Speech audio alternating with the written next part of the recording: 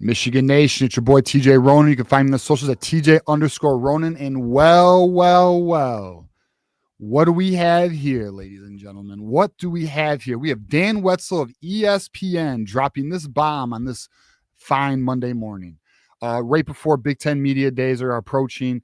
And Dan Wetzel puts this tweet saying, Big Ten Commissioner Tony Petitti sent the NCAA a letter arguing Michigan deserved no further punishment in its advanced scouting case, which is notable considering Michigan's past contentiousness toward Petitti when he first suspended Jim Harbaugh in 2023. This article, he goes on to state that in the letter to the NCAA, it reads that Michigan's June's infractions hearing, Petitti argued that the 3-game suspension that the Big Ten handed down on Jim Harbaugh is sufficient punishment in the case for the program. The NCAA charged Michigan with 11 rule violations, including 6 level 1s. The Committee of Infractions does not have to follow Petitti's opinion, but a ruling is expected before the 2025 season. The word is that we should be expecting a public ruling in August, is what I've heard. It's kind of the buzz right now. But at the end of the day, shout out to John D'Adamo. At the end of the day, in my opinion, this is a very good sign for Michigan because it shows that the Big Ten feels that enough has been given to Michigan to where no further punishment is needed. Now, of course, like Dan Wetzel presents here, and I will show the article here in a moment. Yes, the NCAA could still do a little bit more, and I do expect the NCAA to still do a little bit more, but it's definitely not going to be a hammer.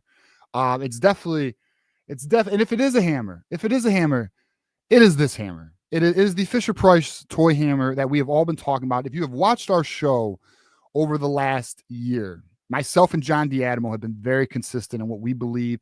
Not only that, some of the things that we've heard behind the scenes, like a little bit of, Michigan, and what we have heard was Michigan has a quiet confidence. They feel good.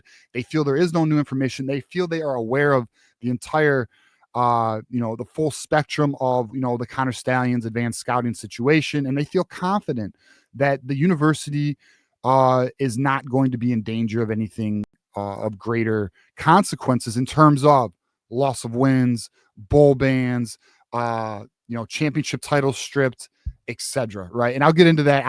I made a post earlier today on what the expectations of punishment, in my opinion, look like. And I do think I'm accurate. But we'll get into that. But let's look at the article here a little bit deeper. We'll dive a little bit deeper here. But essentially, what Dan Wetzel posted this morning is that Tony Petitti, he wrote this article in June to the Infractions Committee to let them know his feelings on where it stands. And there are rivals. Saying, well, of course, because Tony Petitti's trying to save the financial interest of the university. Well, where was that energy when Tony Petitti handed out that 3-game suspension? Because you guys were the biggest Tony Petitti supporters, but now you have the rivals who, by the way, are in for a very bad time.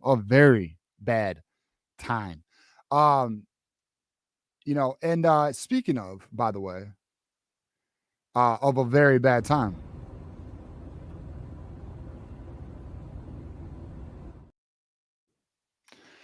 Connor Stallions made an appearance, ladies and gentlemen. But the point being is, it's not going to be to the extent of what these rivals want. I even have bets. I have financial bets with a few of these Buckeyes on the expectations of what this punishment is going to be.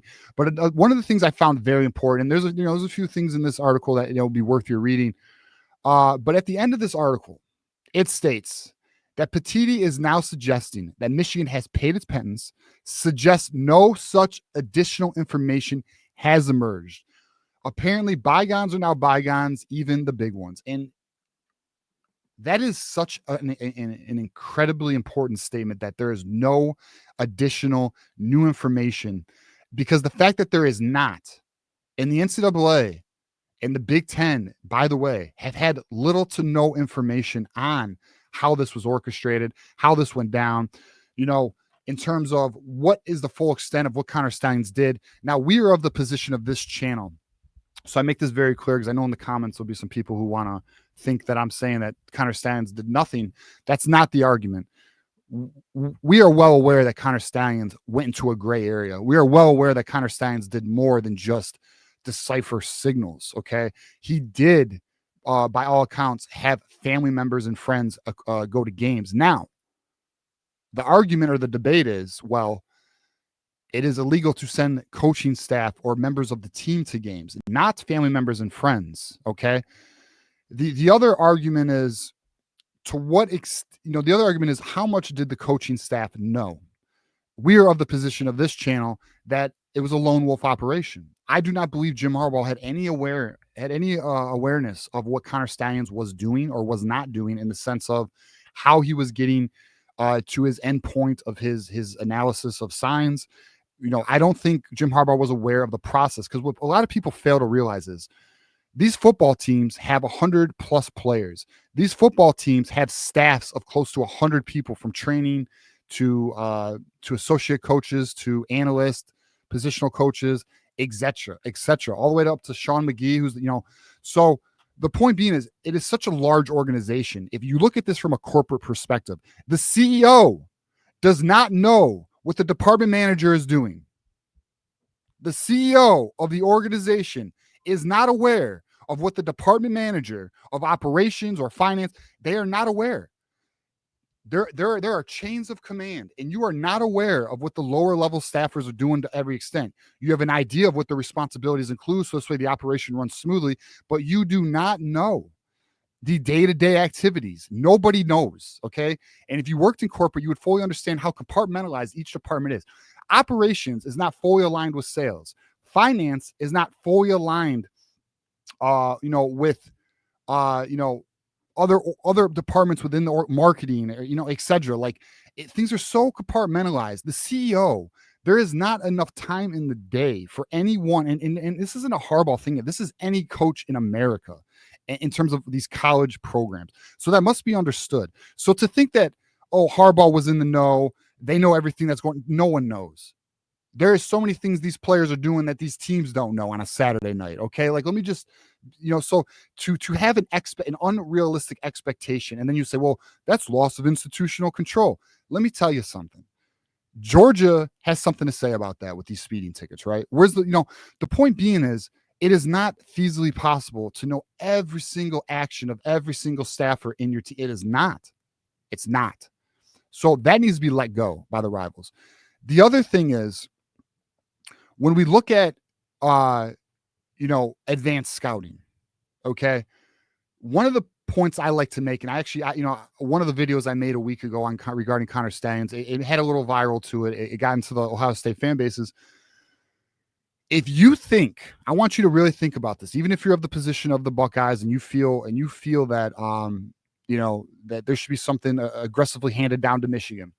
I want you to tell me the difference between Connor Stallions sending a family member to sit in the stands with a camera phone versus a coach on the sidelines watching the signals of Michigan with their cameras. They have cameras. They when they break down game film, they have cameras. They have the all 22. They have all of that. When they break down the film and they decipher signals, and they are literally handing an Excel sheet to various teams, which is not legal. I had people say, "Oh, well, it's legal. Coaches do." It is not legal to hand the signals of other teams to other teams, which an Excel sheet, for those who are unaware, Rutgers, Ohio State, and Illinois were passing a Excel sheet around of Michigan signals from their own code breakers, their own analysts on their team who had the same roles in terms of deciphering signals. How the hell is it any different than a professional code breaker standing on a sideline, watching our signs, taking notes, handing them to the next coach, versus mom in the stands filming it and giving it to Connor? It's actually the same fucking thing, if not worse, because these people are actually professional code breakers, and you have multiple minds on the same Excel sheet building how to break down Michigan signals. If that is not advanced scouting, then what the fuck are we talking about? Honestly, it is the silliest, but you'll hear the rivals say, "Oh, well, that coaches pass signals all." It is not legal to pass an Excel sheet from team to team where you have other coaching staffs literally decoding the signs of a team and then giving it to another team. Now, we know this happens. We know for a fact that many teams have code deciphers, code breakers, and they do have a community, we are aware of this, where they pass information for information. Like one team will go to another team, say, hey, I got information on Wisconsin. We play Iowa next week. What do you got? They'll give them the Iowa information. They'll pass. We know that happens. We know there's like this underground community of code breakers and deciphers where this happens. This has all been revealed. The point being is what Michigan has done, the severity of which the rivals want Michigan to be punished does not actually meet the crime. You guys want 25 years to life, okay, for a fucking speeding ticket. For a fucking speeding ticket.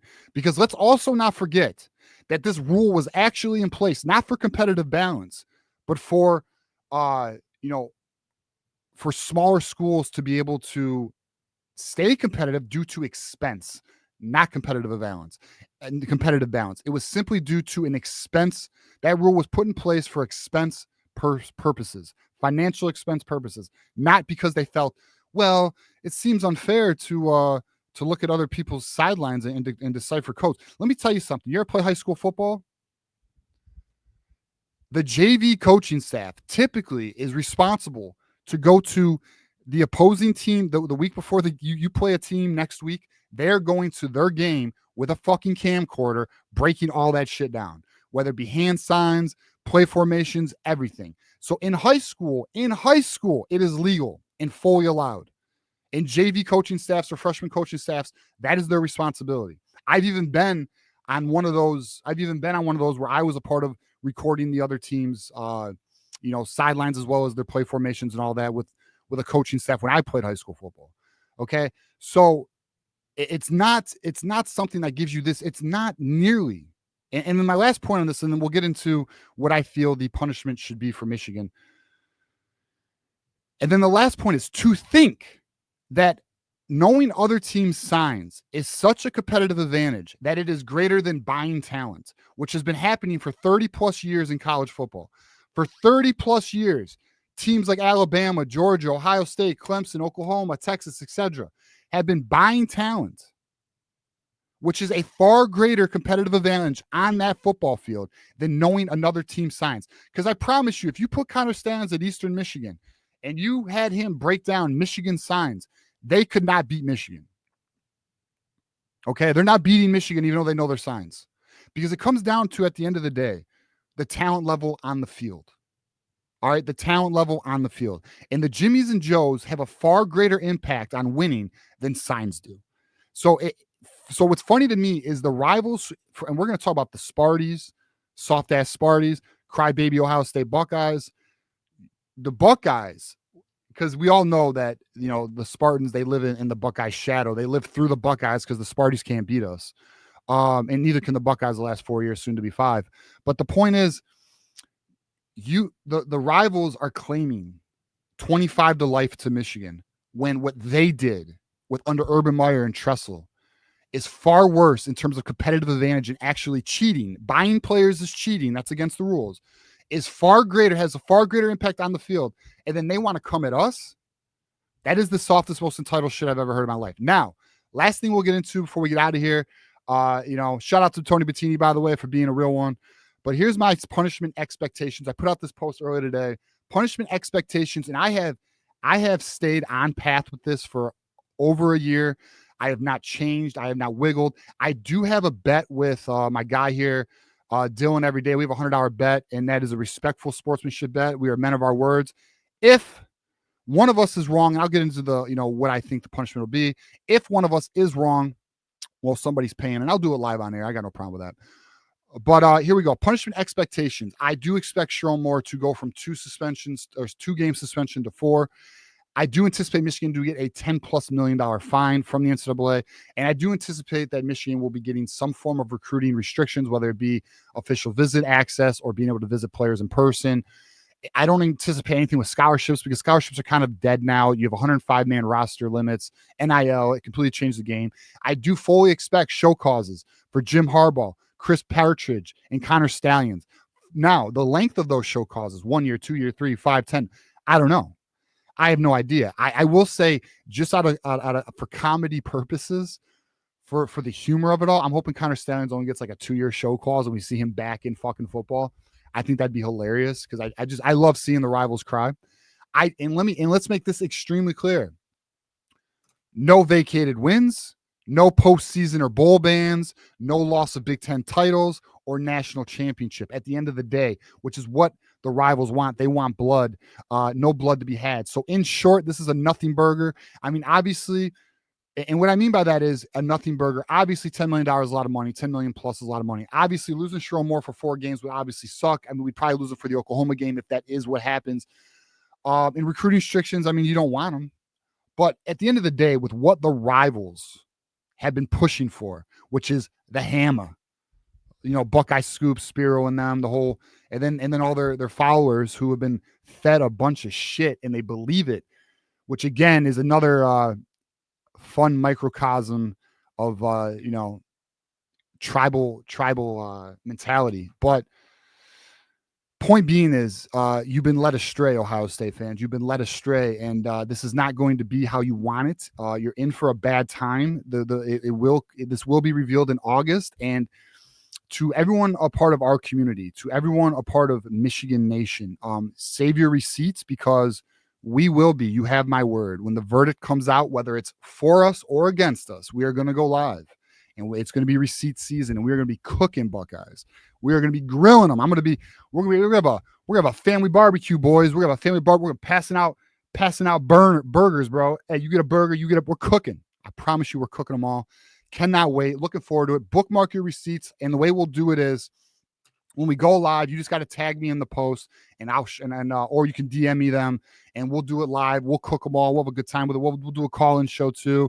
Have some fun. Get some brewskis. Get some smokes. Do your thing, and it'll be a glorious time. I promise you that. But all right, that's it today. Tony Petitti for the effing win.